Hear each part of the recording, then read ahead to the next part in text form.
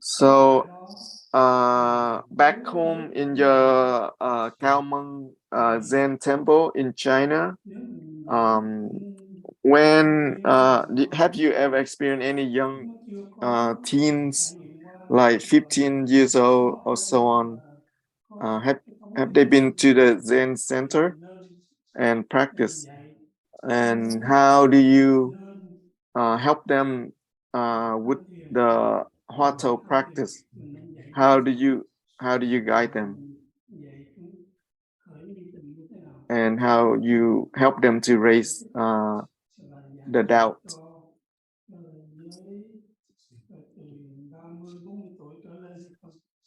And anyone from 30 years old to 40 years old been to your Zen center in China?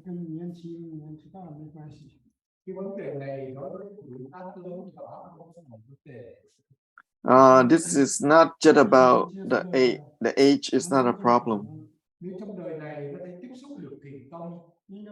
If they able to encounter with the this Zen practice in this life, but they probably already had encounters in this last life.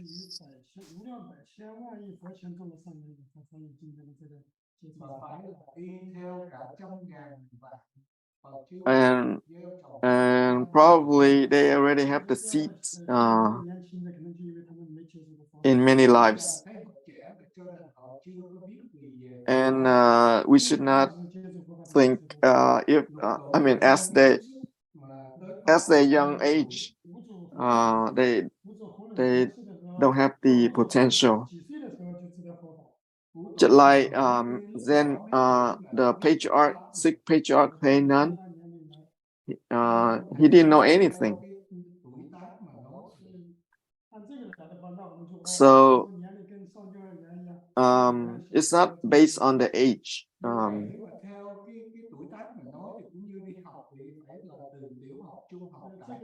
So in Zen tradition, it's not just in the world school, so that people learn by age, but in the Zen tradition, anyone can learn. They have the same potential. So we just need to help them to support their practice.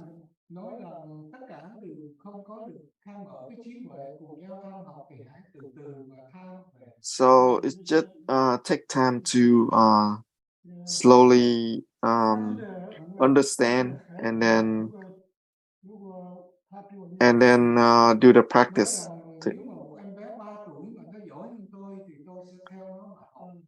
If there's a 3 years old kid and COE is better than me, I would follow them and ask questions and learn from that kid.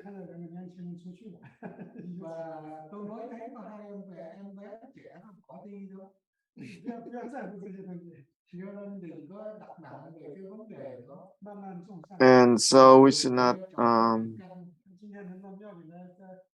we slowly help them sow the seed. And there are two kids who've been here practicing with us. We're gonna help them and guide them. It's a good karma for them.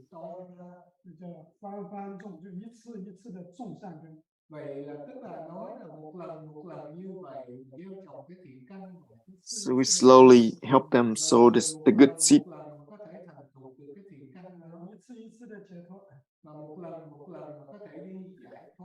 And one at a time, we're gonna help them awaken. Just like when we try to make tofu, if we make the tofu in a hurry, probably it's gonna mess up. So we just take time to nurture them. So we just need to return to the practice ourselves. Thì kia đó là có cái công án muốn ăn thụ nóng á. hỏi hỏi thầy. 说你说的豆腐是什么？那他说豆腐有个公案，他说要你提一提。豆腐杖啊，豆腐杖，高明是豆腐杖，哎，可以可以。Đậu đường. So that's about the how to make or eat the tofu. 是三条河的交汇处。Chùa Cảm Ơn lâu rồi nó là thuộc về một cái tam gốc, một cái ba gốc, cái chỗ leo biển. In the Kalman Zen temple in China, that's I came from. There is the triangle area. There is a guy. He's a tofu vendor. He basically he make tofu and sell to everyone.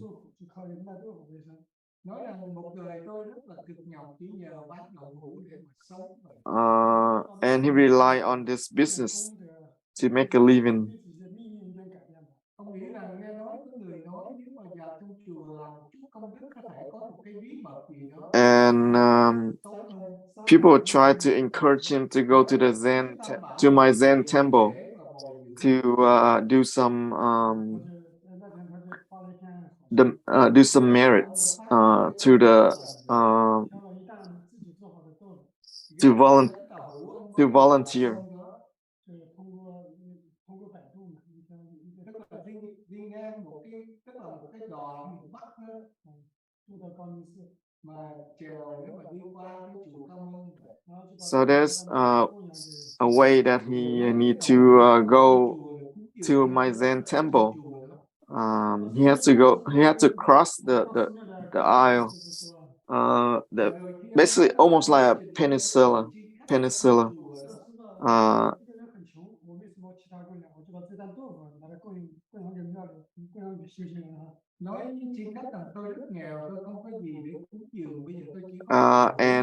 he just want to offer my Zen temple nothing else because he doesn't have anything else.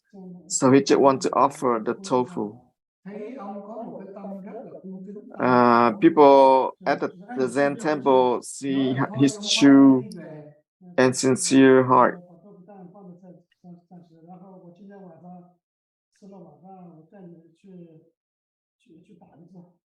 Nói là thôi bây giờ đêm nay ông hãy ở lại đây để tỏ hữu sức đi, tối nay mình sẽ cùng nhau và đi đả thất and people recommend to him that you should stay, not making or go out and sell the tofu. Just stay and do the retreat with us.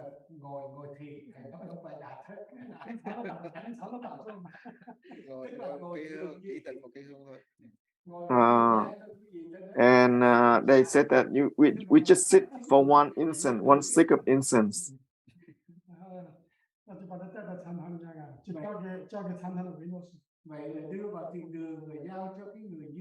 And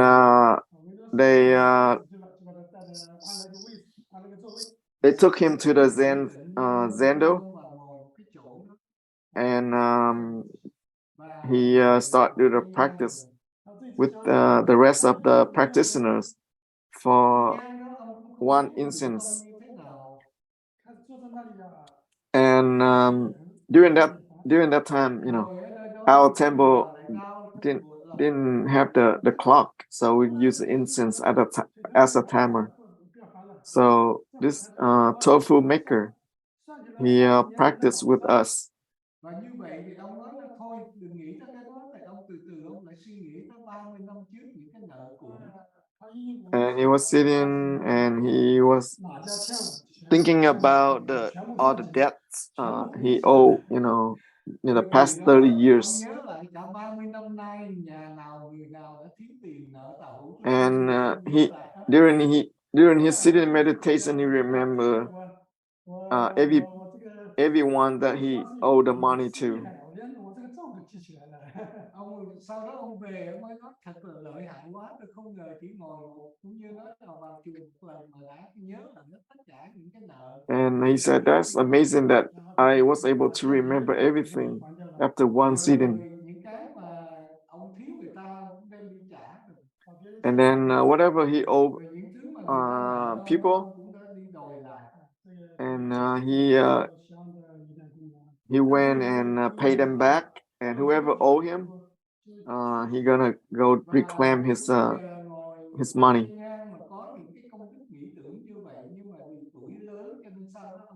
And he was old, and he passed away.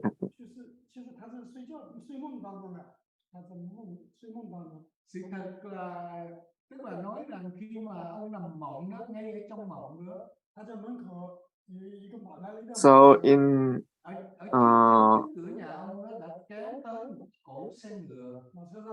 in his dream, he saw there's a full carriage. In the carriage, there are young girls and boys.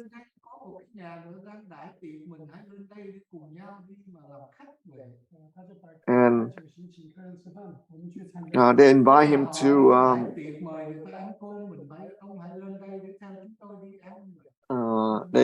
to the party, the event,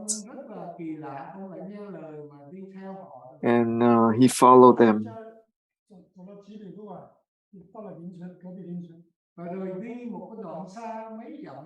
And he continued to go with them in such a long distance. And then he went to this house. It has a lantern lit, and all these girls and boys, they said to him, come in, come in. And when he about to enter,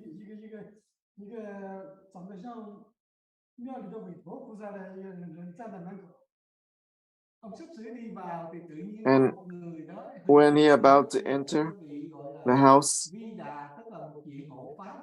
and the Dharma guard, the Dharma goddess, hold a big stick and blocking it from into the house. And say, what's going on? I am following those kids. Why can I not come in?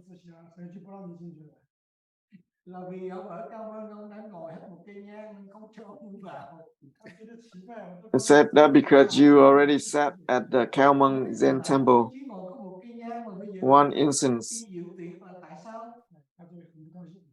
He said that only one instance, and I already invited to the party. And he was disappointed and went home. And when he went home, he opened his eye and he woke up from his dream.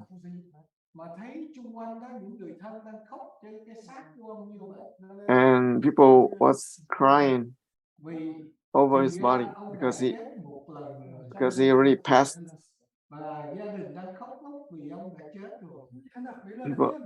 People in his family crying because he passed away. And when he returned from his coma, his family was so happy. And that's an amazing dream. Nên ông mới sai người nhà đó, tôi đi qua cái thôn kế bên đó, cái chỗ nào, cái địa điểm nào, chỗ ông ngừng xe đó. And he asked his family members to go to that location according to his dream. And people went there and returned and told him that location, and told him that that family has the mother pig already gave birth to the baby pig, the piglets.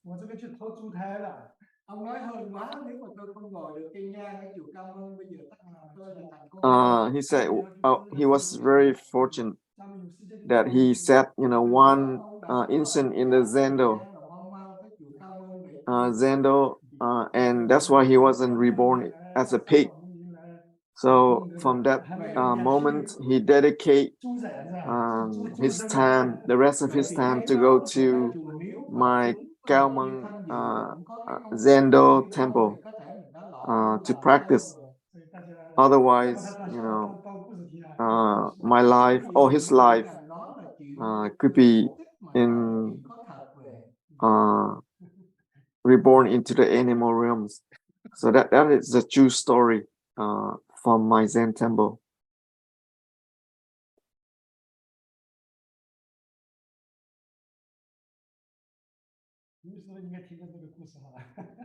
Thầy có nghe qua câu chuyện này? Có nghe mà như là có kể đơn giản hơn. Have you heard of this story? Yes. My Zen master told me this story, and this story he told is kind of shorter version. So he said that because of his merits, he was able to avoid reborn into a pig family. So he actually he has his heart direct to the three jewels. So that's why he was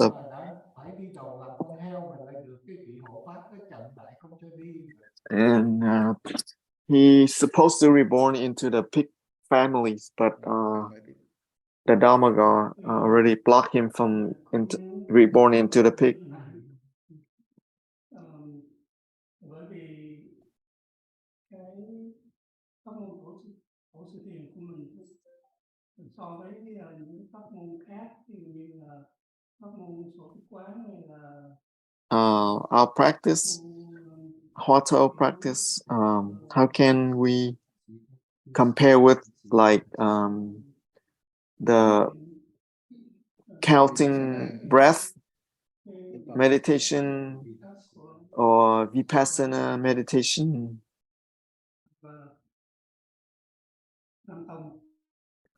Thì có thể như là nó hấp dẫn đối với giới trẻ hơn.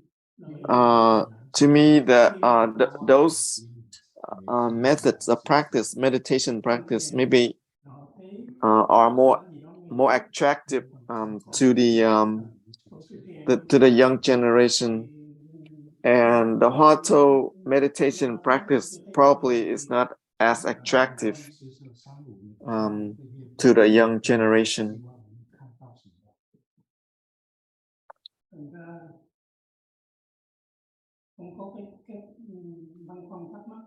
So I have this concern and consideration: how can we support the young generation to practice this method? Hỏi thầy tiếp mà. Hỏi thầy Ngọc, hỏi thầy This question is for XuanJi Zen Master. The Vipassana meditation method is very easy to practice. But the subject and object, the dualistic method, is still there because of the breath, the subject and object. it's not their practice is not good or not good. But the Zen practice, we directly go into the original mind. The true nature of the mind is non-duality, no subject and object. The Vipassana practice is very easy to fall into the duality. It's easy to achieve the tranquility, equanimity, and whatnot from the Vipassana practice, but this practice is not able to lead practitioner to awakening.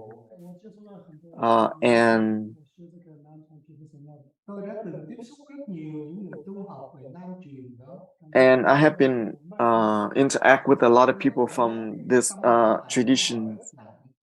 I feel that they have strong attachment to the practice, and they think that the longer you sit in the Vipassana, the better, and it's basically there's something to achieve, something to gain. Tức là cái cách ngồi như vậy thì trong thiền tông nói là như em bé ngủ con rem mà tái trên giường thì and this is the practice that in the Zen tradition that is said that it stop all the thoughts, but when you stop practice, all the thoughts gonna flood back in.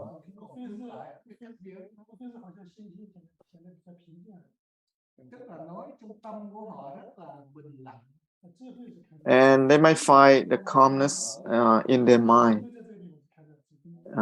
Like I said, the tranquility and equanimity, that's the fruition from the Vipassana practice. So if practitioner, if they already have the understanding of the Mahayana teaching or sudden teaching or the prajna teaching, is gonna be completely different from the Vipassana practice.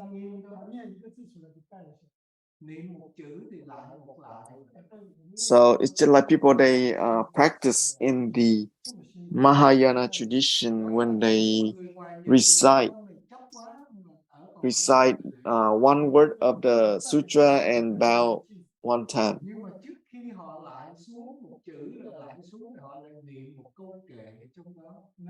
And when they bow down to each word from the text, and then they recite another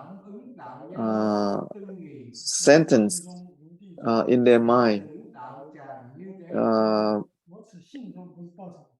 may they alleviate or let go of the self attachment of the subject and object. There is no real self, and so may I and the Buddha nature the same, and when I and the Buddha nature in the 10 directions basically present or shows in my mind. So this is the stanza, the vow. They have sowed the seeds of practice this method, they may be they may be awakened from ignorance. So if practitioners have this innate prajna or wisdom in them or in their view, and they're able to practice. So when you have these perceptions in the practice and the learning process, they are not the same, and it's going to lead us to the inconventional.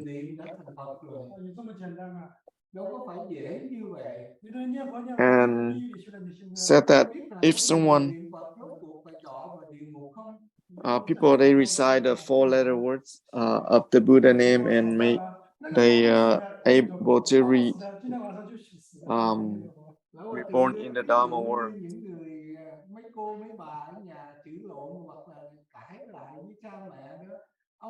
And, and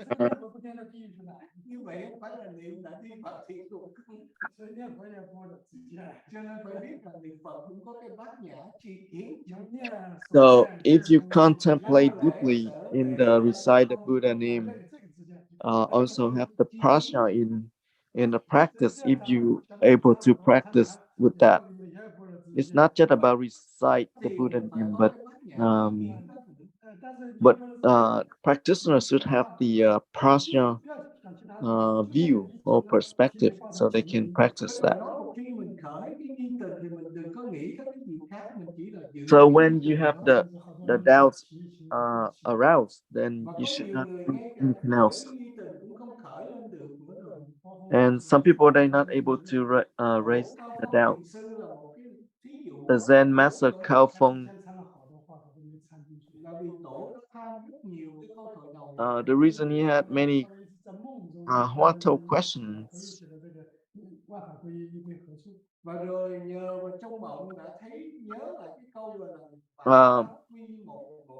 and in his dream he was able to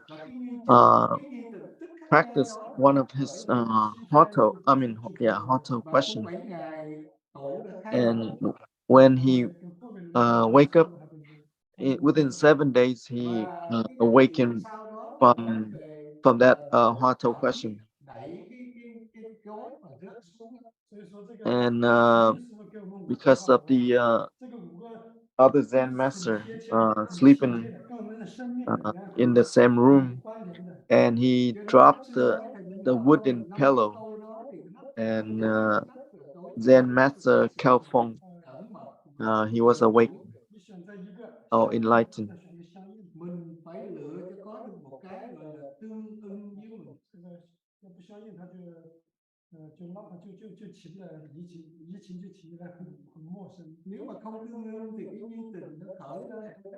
So we should consider the question that you chose. So it will basically help you to create a doubt.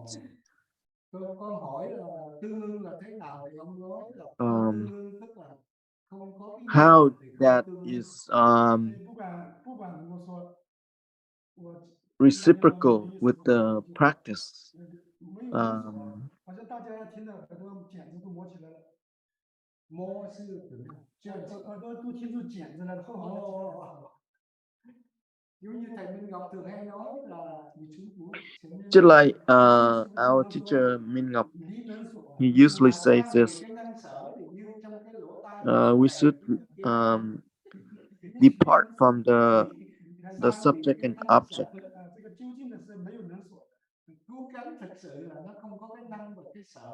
And the absolute view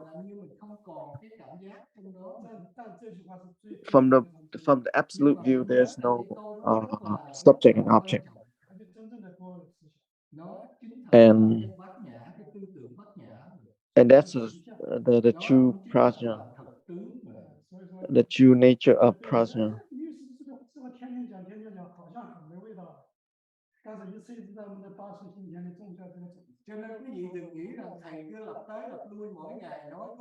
So don't you ignore his teachings that he repeats a lot in the explanations, because that's how you're gonna discover the prajna.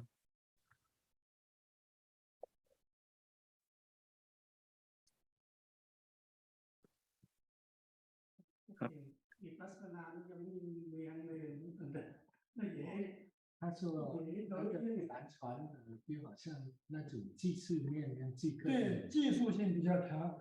đúng vậy, cái kỹ thuật nó rất là mạnh. 他进步的，他好像多少年就在燃气当中， nhưng mà bao nhiêu năm rồi cái sự tiến bộ nó vẫn như nó là dậm chân tại chỗ.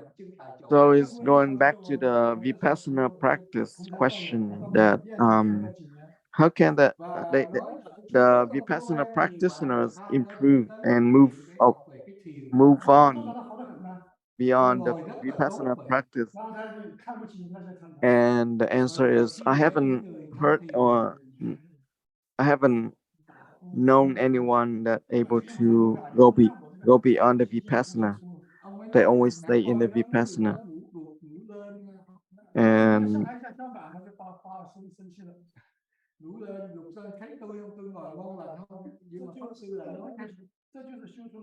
and this is about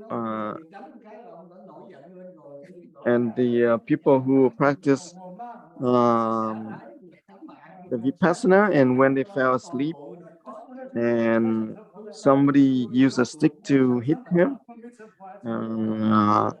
he got really mad. So this is just one of an example that he encountered with one of the Vipassana practitioners, because the practice still attached to the self, and it's create a big self. And when you hit me, I'm gonna hit you back. All right, so we are running out of time. So thank you, everyone, and you have a good day.